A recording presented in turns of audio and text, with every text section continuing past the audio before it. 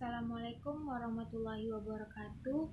Perkenalkan, nama saya Namia dengan NPM 2040501023, lokal A1, mahasiswi Fakultas Hukum angkatan 2020. Maksud dari dibuatnya video ini adalah untuk memberikan jawaban saya atas pertanyaan PTS yang telah diberikan. Yang pertama, apa yang dimaksud hak negatif? Yang dimaksud dengan hak negatif dalam hak sipil politik adalah jika pemenuhannya terjadi bila negara tersebut tidak melakukan intervensi terhadap hak sipil dan politik seseorang. Selanjutnya, apakah Undang-Undang 1945 memungkinkan negara melakukan pembatasan terhadap hak tersebut? Yang perlu kita ketahui di sini adalah dalam pelaksanaan HAM diperbolehkan adanya pembatasan. Namun pembatasan hak hanya boleh dilakukan dengan alasan tertentu dan memenuhi kaidah tertentu pula. Syarat-syarat pembatasan juga diatur dalam Konvenan Hak Sipil dan Politik. Terdapat beberapa hak yang telah disepakati, contohnya dikenal sebagai non-derogable right dan tertuang dalam pasal 4 ayat 2 Konvenan Hak Sipil dan Politik, yang meliputi hak hidup, hak untuk tidak disiksa, hak tidak diperbudak, hak untuk tidak dipenjara karena semata-mata tidak dapat memenuhi kewajiban kontraknya, hak untuk tidak dihukum berdasarkan hukum yang berlaku surut, hak untuk diakui sebagai pribadi di depan hukum, hak atas bebas berpikir, berkeyakinan, dan beragama. Yang kedua, apa penyebab pekerja perempuan lebih rendah dibanding pekerja laki-laki? Salah satu penyebabnya yaitu karena perbedaan jenis kelamin.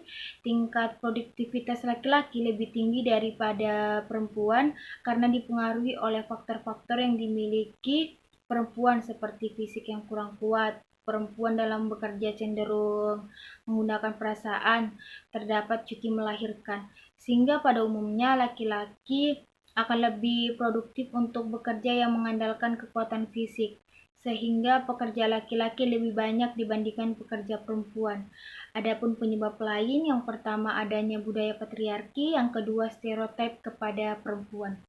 Perbedaan gender ini merupakan satu hal yang tidak sesuai dengan penerapan HAM. Perbedaan biologis antara perempuan dan laki-laki ini bukan alasan untuk menjadikan perempuan sebagai manusia kelas kedua. Karena sudah jelas setiap orang berhak untuk bekerja dan mendapat imbalan dan perlakuan yang adil dalam hubungan kerja. Bahkan persamaan hak pekerja laki-laki dan pekerja perempuan juga diatur dalam Undang-Undang Dasar 1945 Pasal 28D ayat 2. Tidak hanya itu, hak pekerja perempuan juga dijamin dalam berbagai konvensi internasional termasuk Konvensi CEDAW. Yang ketiga, apakah tujuan dan dampak dari diterapkannya sistem zonasi? Kebijakan sistem zonasi memiliki tujuan pemerataan siswa yang mana diharapkan dapat menghilangkan istilah sekolah favorit dan mendekatkan lingkungan sekolah dengan lingkungan keluarga. Dari segi HAM, setiap anak berhak untuk mengenyam pendidikan yang baik tanpa terkecuali. Namun karena sistem zonasi ini sehingga membatasi siswa dalam memilih sekolah dan siswa masuk dalam sekolah yang tidak diinginkan. Padahal seharusnya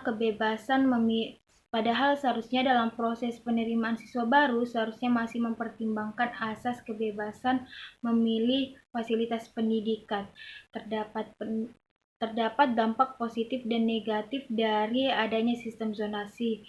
Kalau dampak positifnya berupa adanya pemerataan dalam pendidikan karena tidak ada lagi label sekolah unggulan, kemudian juga memudahkan anak untuk memilih sekolah yang dekat dengan tempat tinggal. Sedangkan dampak negatifnya itu sendiri untuk daerah yang padat penduduk membuat anak kesulitan mencari sekolah negeri sehingga harus beralih ke sekolah swasta, sedangkan sekolah negeri tersebut diincar oleh kalangan-kalangan yang tidak mampu. Untuk pertanyaan keempat, apakah Indonesia telah memberikan jaminan perlindungan terhadap penyandang disabilitas? Jaminan perlindungan terhadap penyandang disabilitas di Indonesia belum sepenuhnya terpenuhi karena masih banyak kelemahan dalam pemenuhan mereka. Contohnya, penyandang disabilitas belum mendapatkan tempat di masyarakat. Kehadirannya masih dipandang sebelah mata.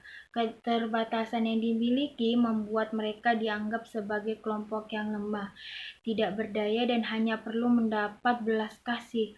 Hak-hak mereka sebagai manusia seringkali diabaikan, termasuk hak untuk hidup.